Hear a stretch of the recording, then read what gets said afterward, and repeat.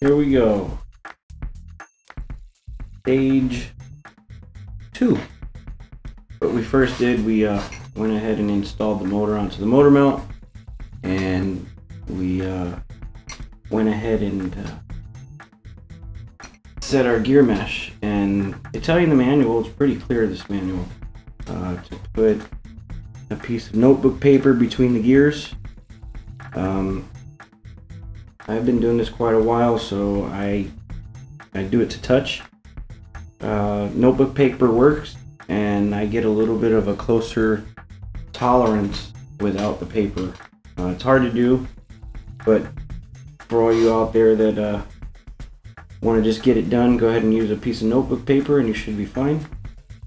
It's a little quieter when you get it at a low tolerance, and the snap is a little bit better.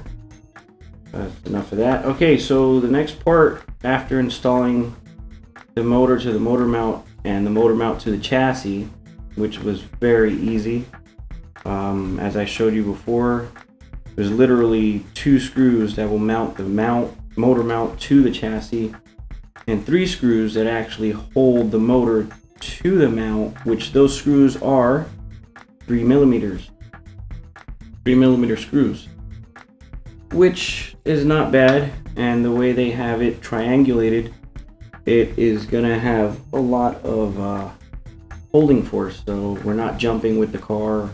You may take some tumbles, it should be fine. Yeah.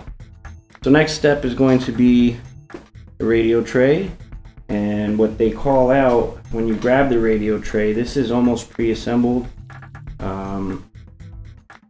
I was having a little issues with the camera, but I'm gonna go over it again. I actually installed it to the car. I took it out, and just to let you guys know, this is super easy. If you were to follow the instructions step by step, and I'm gonna show you how easy this is. So the first thing they do is your radio tray is connected to a tree that comes on the inside one of the plastic bags there.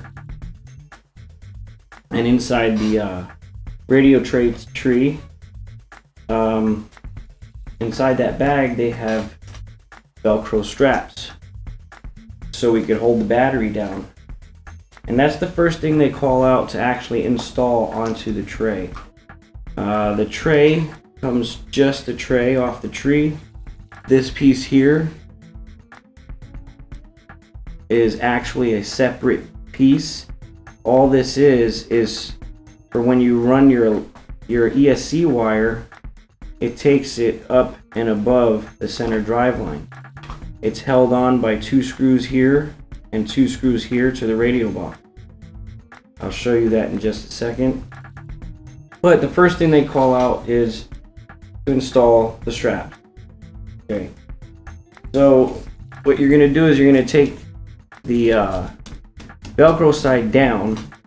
You're gonna take your radio tray, and you're actually gonna place it with the rough side down. You can hear that. You're gonna slide it through the slot. I don't know if you can see that. Slide it through the slot there. I don't have nails, but you can just go through.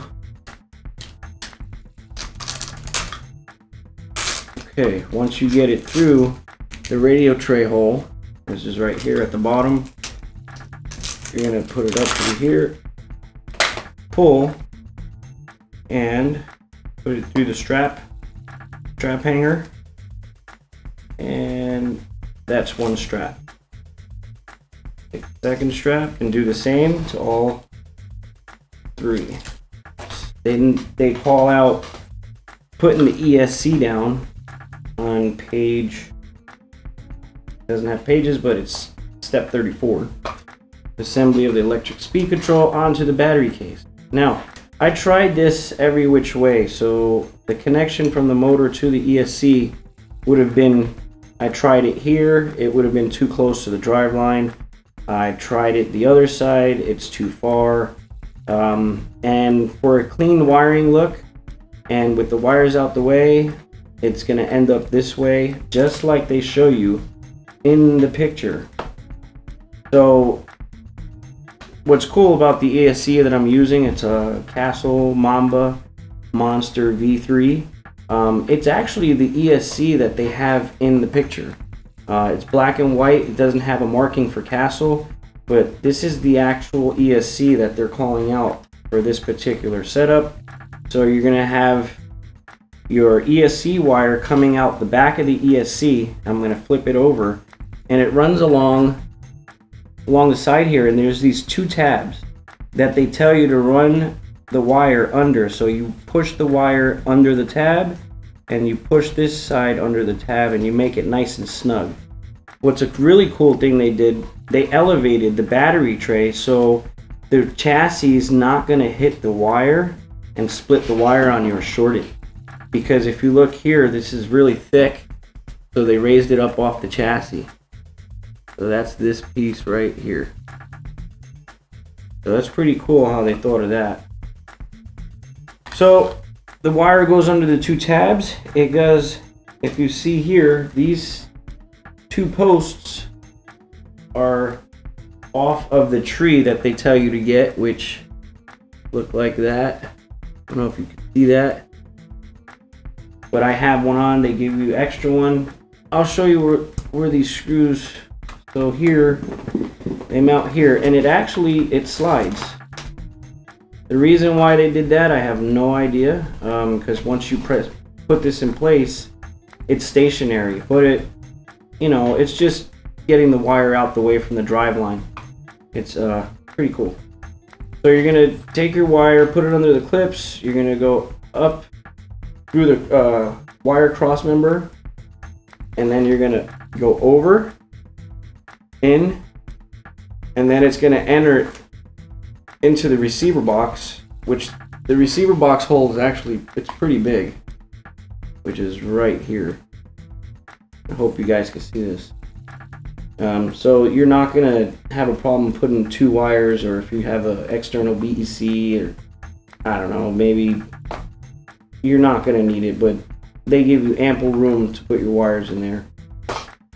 Very simple. Again, these instructions, if you were to use these instructions picture by picture, you're gonna be able to assemble this battery assembly ESC very, very easily. Not hard at all. I'm really happy with that. Some other manuals are kind of funky. So we turn the page, and it's going to be a servo installation. Again, I did have a camera problem before. I'm not going to dismount the servo. Did the work already. All it is you're dropping it into the hole where the servo goes. The instructions tell you if the servo, if it's forward or aft. It shows you in the picture. It's actually aft of the car where the servo horn belongs. It drops in. Servo wire goes to the same place where the ESC wire goes to.